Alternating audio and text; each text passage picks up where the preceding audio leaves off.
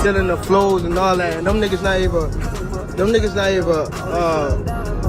like, showing a nigga no love or none of that. Y'all niggas think y'all about to... I just want to say to let the people know that this judge is crazy, bro. This judge is... She locked me up because... Davis has finally spoken after being arrested because of what happened during his fight with Lamont Roach and a crime he committed outside the ring. He went to court on Wednesday and almost got more jail time for another mistake. His fight with Roach has been the most talked about this year because Roach was treated unfairly during the match and when the results were announced. GervontaDavis, Mr. President, we finally got you up here. Yes, Judge. Thank you very much. No problem. Takibi, Gervonta did this by affecting the referee's calls during the fight and the judge's final decision. Because of this, the World Boxing Association lightweight champion was arrested. Now, he has spoken about what really happened, saying there's more to the story and hinting that some boxing organizations might be corrupt. What shocked many was that, even though it was clear Lamont Roach was cheated, the New York State Athletic Commission didn't do anything to fix it. Instead, Tank was named the rightful winner. Basically, I bought a property. I did everything in my power to listen to my lawyers. You have 60 seconds remaining. The news about GervontaDavis spread quickly after an audio recording was leaked. Lamont Roach Jr. is feeling very confident right now. You might think that after the New York State Athletic Commission rejected his appeal to change the controversial draw from his March 1st fight with Davis, he would stop talking about it. But he hasn't. He keeps calling out Tank whenever he can. His frustration makes sense, but since both fighters want a rematch, they should just sign the contract and settle it in the ring. However, it looks like there's still some trash talk that needs to be dealt with first. Davis. And, Your Honor, Mr. Hassan and I, assuming the court finds probable cause, we have an agreement. Good morning, Judge Kenneth Hassan. It's no longer just about the fight.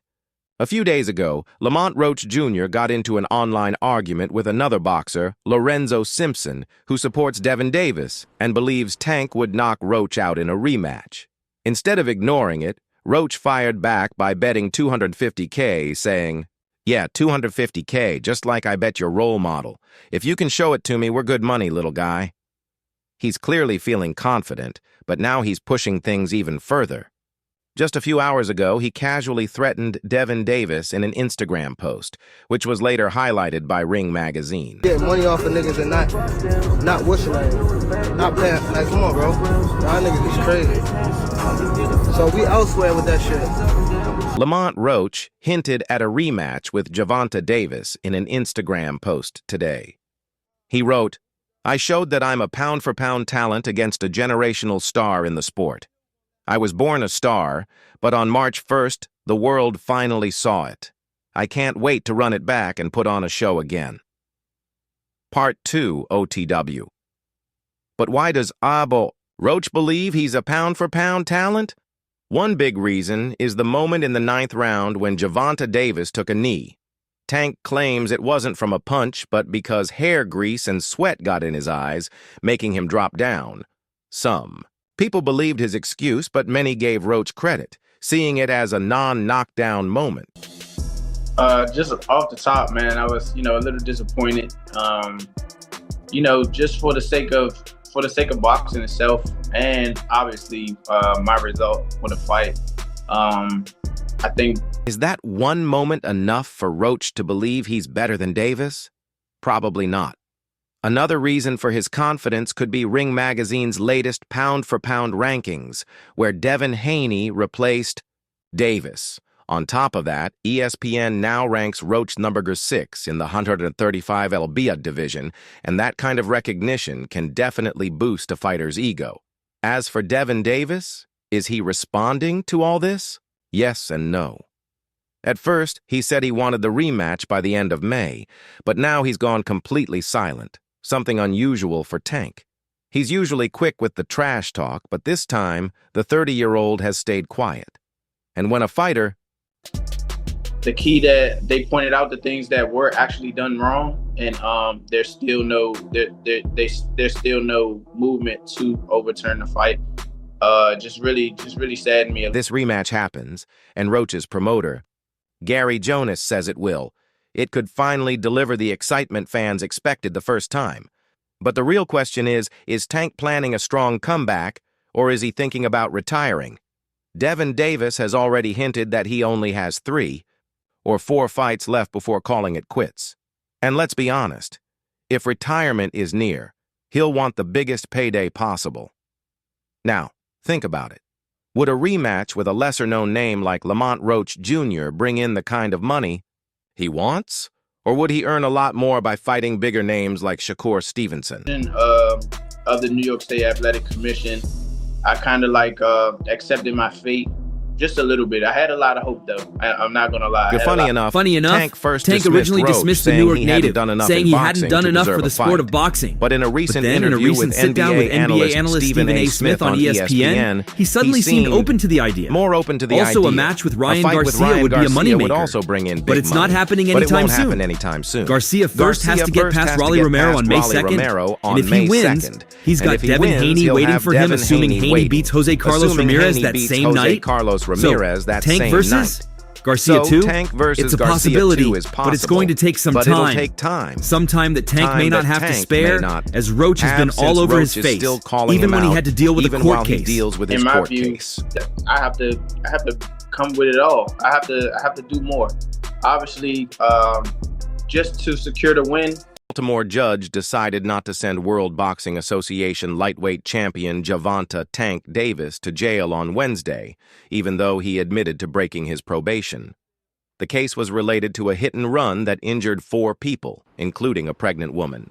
Circuit Judge Althea M. Handy extended Davis's probation for 18 more months and ordered him to donate $1,000 to the Community Assistance Network. Davis, who lives in Parkland, Florida, admitted that he left the state without permission. His probation officer in Maryland happened to see him eating dinner on January 22nd at Proper Cuisine in downtown Baltimore, less than half a mile from the courthouse. Judge Handy also pointed out that Davis's probation officer in Florida had already allowed him to travel twice to the U.S. Virgin Islands. We elsewhere with that shit, and niggas dick eating like they start, like, come on.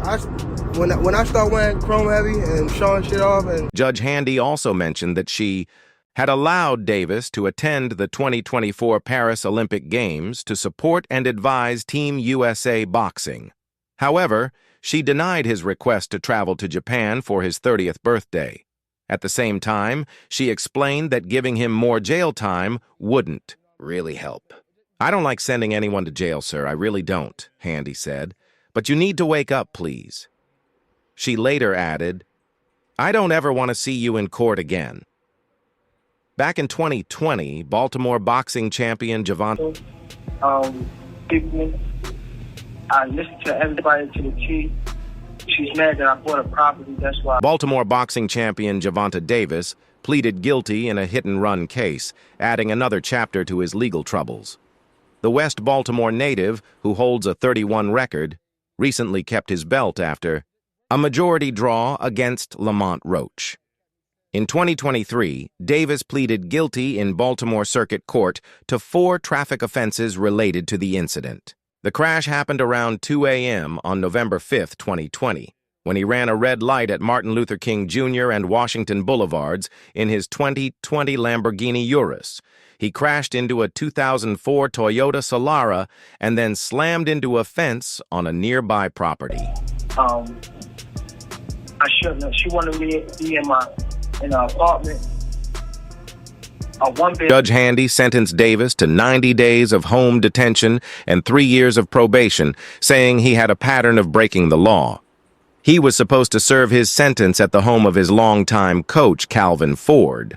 However, Handy later revoked his home detention after finding out that Davis had been staying at a Four Seasons hotel and a $3.4 million penthouse condo in Los Angeles instead. In response, Davis went on Instagram Live, though he later deleted the video, calling Handy crazy and saying, take that. You know what I mean? She wanted me to stay in a one-bed apartment and have my kids and nothing to come visit me and things like that. I just want to spread light. Davis spent over 6 weeks in jail, and during Wednesday's hearing, both of his probation agents recommended more jail time. His Maryland probation agent, Kia Yancey, said she often has to go through his team or attorney just to reach him. Judge Handy, clearly frustrated, responded, "He's a grown man." Assistant State's Attorney David Owens, head of the misdemeanor jury trial unit, said he discussed the case with Baltimore State's Attorney Ivan Bates and suggested a $25 probable cause. And Your Honor, we agreed to a $1,000 bond, no legal contact if that's acceptable for the judge. The Baltimore banner thanked its sponsors, Become One. Judge Handy questioned Assistant State's Attorney David Owens, asking, "Is there a reason you spoke to State's Attorney Bates about this matter?" Owens explained that Bates had assigned him to the case and that he was requesting a $25,000 fine. "Period?" Handy asked.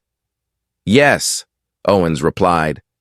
Davis's attorney, Hunter Pewitt, urged the judge not to send his client to jail.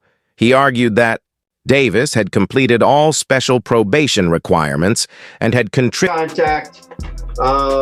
Have a good day. Happy holidays, Judge. Good to see you. Thank you. decision. Davis's attorney, Hunter Pewitt, said, "It wasn't done with the intent to break the law." He added that Davis had been training. Davis apologized for his actions and repeated that he had been training, but Judge Handy wasn't convinced.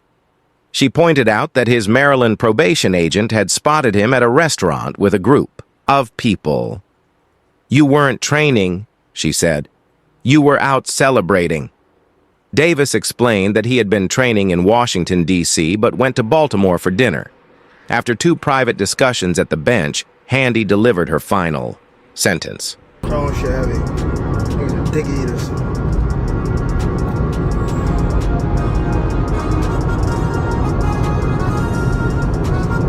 And I'm selling all my shit too. "The only reason I want to see you back in my courtroom," Judge Handy said, "is if you go to law school and become an attorney." Almost a week after Gervonta tanked Davis's shocking draw against Lamont, Roach, boxing analyst Timothy Bradley weighed in.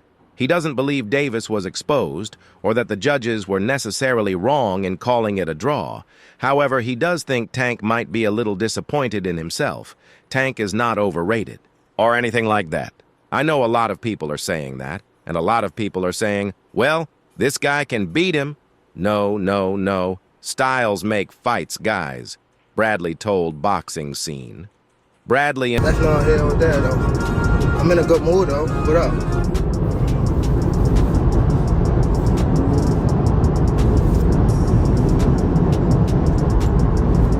The copy can never be better than the original. As the fight intensified in the late rounds, Timothy Bradley got caught up in the excitement and turned his camera toward his TV screen, letting viewers see the action.